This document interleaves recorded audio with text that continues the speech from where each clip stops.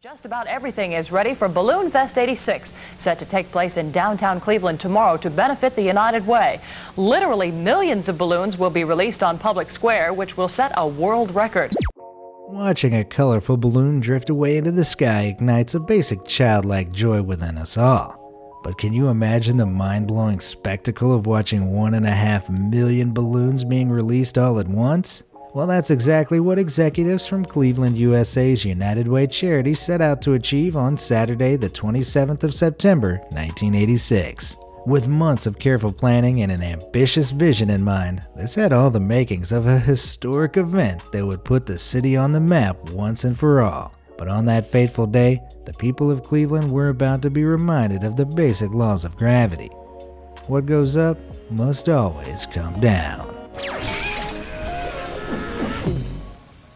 United Way is a nonprofit organization which aims to tackle poverty and support local communities by focusing on improving essential areas of daily life like education, income, and health. What would later become known as Balloonfest 86 was organized by the charity as a fundraiser event that would not only benefit the community, but would also be a major publicity stunt for what many believed was an underappreciated city.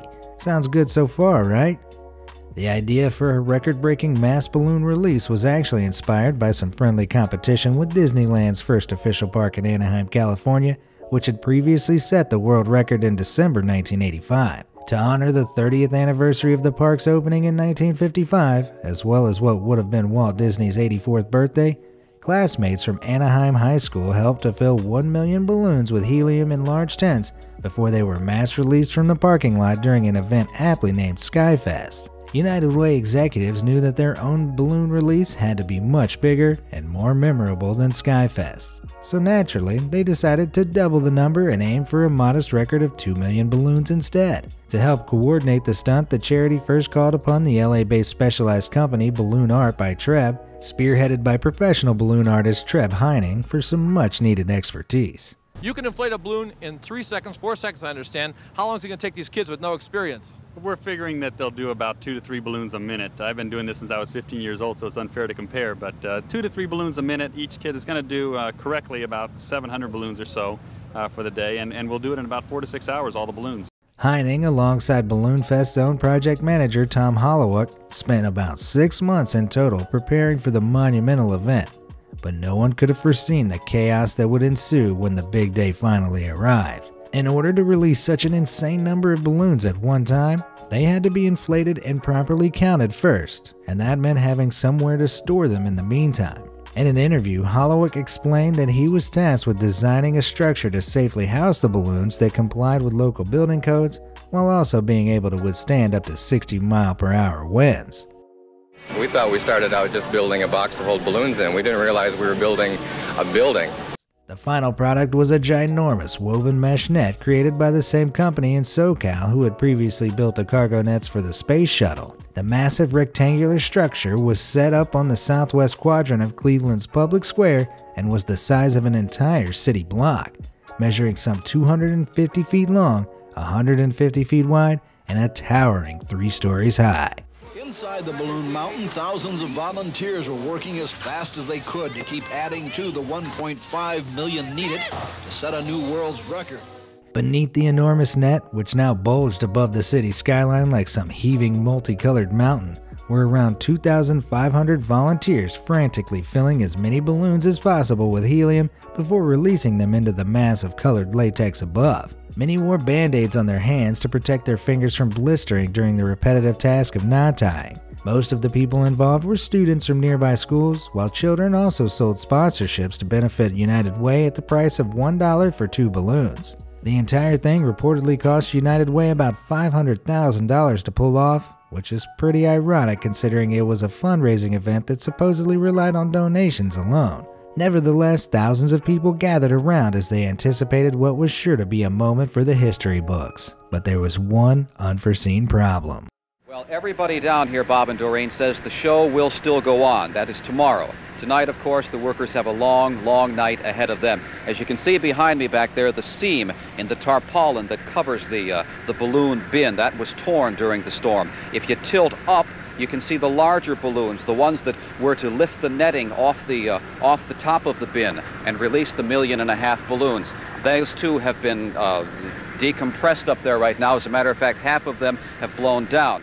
Organizers hadn't properly considered the possibility of adverse weather, and a storm that blew through Cleveland the night before threatened to cancel the event and caused organizers to work through the night. Although fingers remained crossed that the big day would see clear skies, things weren't looking up.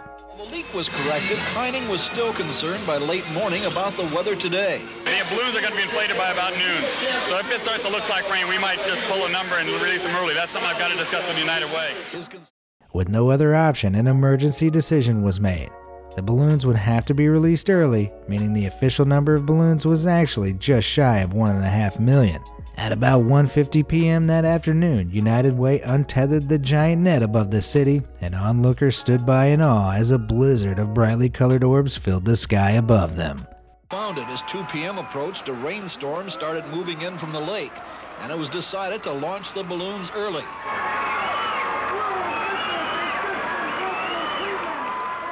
The balloons, like a giant cloud, rose over the square, while others tumbled and danced against the buildings.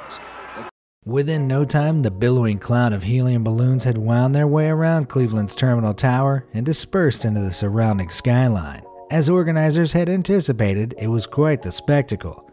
But as people on the streets below gleefully celebrated the astonishing feat, little could prepare them for the total mayhem that was about to unfold. You might be wondering at this point, where exactly would 1.5 million balloons go once they'd been released into the atmosphere?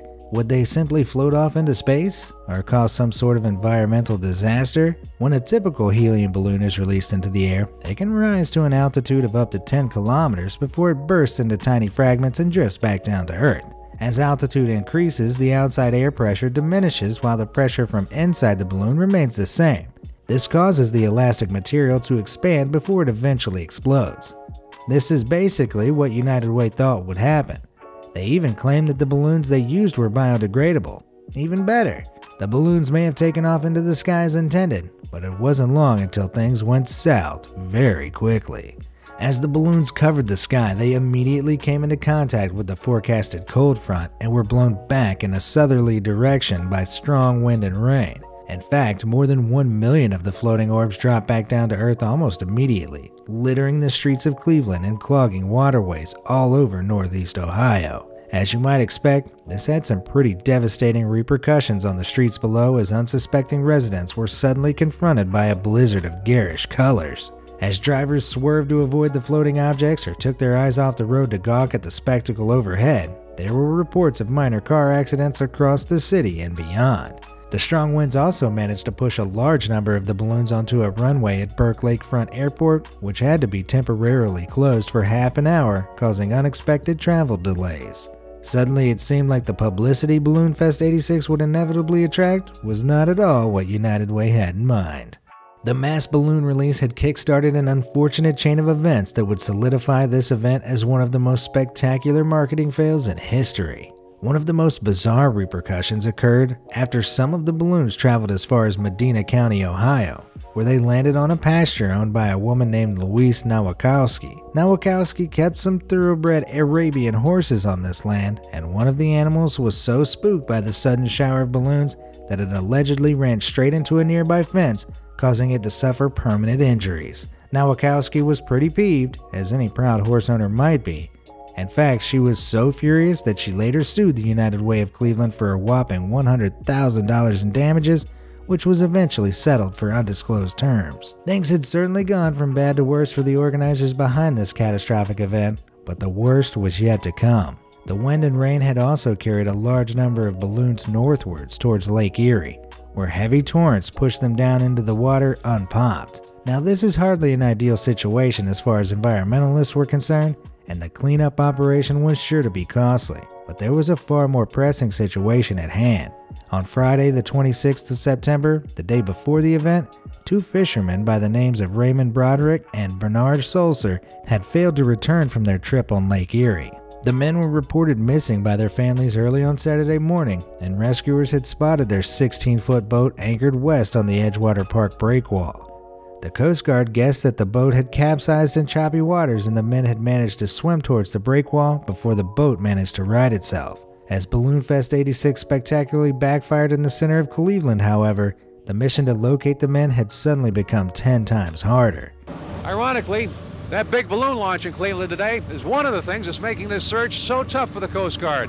Can you imagine trying to find somebody floating out here or even spotting a life jacket with all these balloons on the water? The hundreds of thousands of still inflated colored balloons that had been blown down onto the surface of the lake made it nigh on impossible to distinguish between the head of a drowning man and a bobbing balloon. Meanwhile, the search and rescue helicopter could no longer fly overhead thanks to the asteroid field of floating spheres littering the air. 2 days later, on September 29th, it was reported that the local Coast Guard had called off the search for the 2 missing men thanks to the complications caused by the mass balloon release. Within the next 2 weeks, the bodies of both Raymond Broderick and Bernard Sulcer would wash up on the shores of Lake Erie. Sure, the balloons themselves hadn't directly killed anyone, but as far as some were concerned, United Way now had blood on their hands. Among these people was Raymond's wife, Gail Broderick, who decided to take legal action against the charity executives and filed a lawsuit for an eye-watering $3.2 million. Gail's lawsuit, just like the one filed by Louise Nowakowski, was eventually settled out of court for an undisclosed amount, but it certainly didn't bode too well for the charity. What had begun as a fundraiser event that was planned with the purest of intentions had quickly turned into a historic catastrophe which cost lives, money, and ultimately the reputation of all those involved in putting the stunt together. Besides the ensuing lawsuits, which were seeking millions, the event ended up at a total net loss due to alleged cost overruns during its organization. There were plenty of environmental repercussions too. Contrary to their belief that the balloons would magically biodegrade and vanish off the face of the earth, thousands of deflated balloons continued to wash up on the shores of Lake Erie for weeks after the event. According to some reports, many even made their way to Canada's pristine beaches. Considering latex can take anywhere between 6 months and 4 years to decompose properly, it's safe to assume that local wildlife and their supporting ecosystems were not too thankful for the mass dumping of deflated balloons. Although Tom Holowak claimed no one was warned about the prospect of a potential helium shortage, United Way were also criticized for wasting so much of the non-renewable resource on such a trivial event. In one letter, William F. Carrot of Woodbine, Iowa wrote, "It is most distressing to see pictures of the mass release of helium-filled balloons, merely to gratify the urge to observe a visual spectacle. Once released, the helium is gone forever, and this rare gas is hard to come by and is much needed in non-frivolous scientific and industrial activity." Those are some pretty damning words, huh? Nowadays, mass balloon releases are actually banned by certain US states and UK councils as well as in many other countries like Australia, while animal welfare and environmental groups like the RSPCA and Marine Conservation Society are still campaigning for a complete ban. All in all, the event, which was supposed to prove that Cleveland was a city worth talking about, ended up fading into a distant memory. Except for those who were humiliated by the entire fiasco, that is. Years after the event, George Fraser, United Way's Director of Marketing and Communications at the time, referred to the infamous Balloonfest 86 as his greatest success and his biggest failure. It's a perfect example of how something can go so hideously wrong without careful consideration. And yet the famous phrase, "all publicity is good publicity," springs to mind. In its 1998 edition, the Guinness Book of World Records eventually recognized the event as the largest ever mass balloon release, with a recorded total of 1,429,643 balloons launched. By this point though, the terrible events that followed Cleveland's Balloonfest 86 had left a sour taste in people's mouths. What's more, the record will never be beaten because the Guinness World Records rules now state that mass balloon releases, alongside other potentially environmentally impactful records such as Sky Lantern releases, will no longer be accepted. Unsurprisingly, both Holowak and Treb Heining resolved that all future marketing events would be ground-based only. Honestly, if you ask me, that definitely seems like a good thing. Maybe a mass bake sale would suffice next time, guys?